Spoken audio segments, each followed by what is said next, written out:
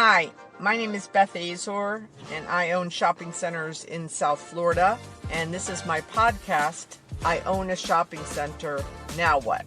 So I've heard from many of you, and it seems to be a common theme, that you don't think that you are sophisticated enough or experienced enough or have a large enough portfolio for you to pick up the phone and call a retailer, a national retailer directly. And I am here to tell you that that is not the truth.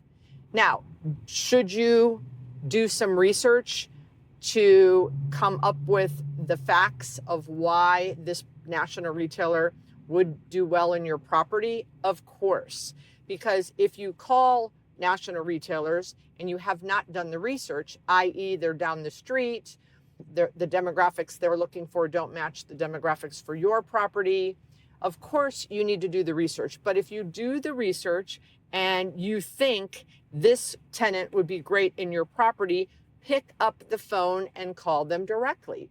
Now, it's going to be hard for them. You know, they get 500 calls a day. I'm exaggerating to make a point, but and they don't know you. And maybe you have one shopping center in Madison, Wisconsin, and maybe you need to do your research to make sure that you're calling the rep, the real estate manager that handles your market. And you can do that by calling their headquarters, going on their website, doing some research, calling the company who's the real estate manager that handles Madison, Wisconsin.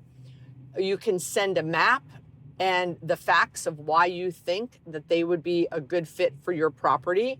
You know, maybe you want to reach out to Chipotle because you heard that they're doing drive-throughs and the nearest Chipotle to your property doesn't have a drive-through.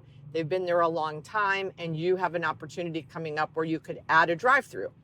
Being that you have 1 or 2 or 3 shopping centers in Madison, Wisconsin, it's highly likely that Chipotle has zero idea who you are or that you have a property that you could potentially do a drive-through. And they absolutely would love to talk to you. So please they're just people. They're just human beings. Now, are there some that never return calls from us? Yes. Are there some that are jerks when we call them? Yes. Just like the rest of the human being population. But if you do your homework and you believe you have a match and you've, again, done your research, my guess is they will call you back. And if you send information to show that you've done the evidence and that the research matches what their needs are. On top of that, remember, some of you I talked to someone last week, they have 3 shopping centers. They're each worth $5 million. So they have a $15 million portfolio. This property owner has a couple big boxes and he is leasing it with his son. And I had some ideas of who they could reach out to call. And it just so happens in the market that they live in, a couple big box tenants are based there. And I asked them if they had ever reached out to have a meeting at the big box retailers headquarters, and they were aghast. And they're like, what? Go have a meeting? It astounds me that, and this is not just with small property portfolio owners, even the larger companies that have 50 shopping centers, rarely do the leasing agents visit the retailers in their headquarters.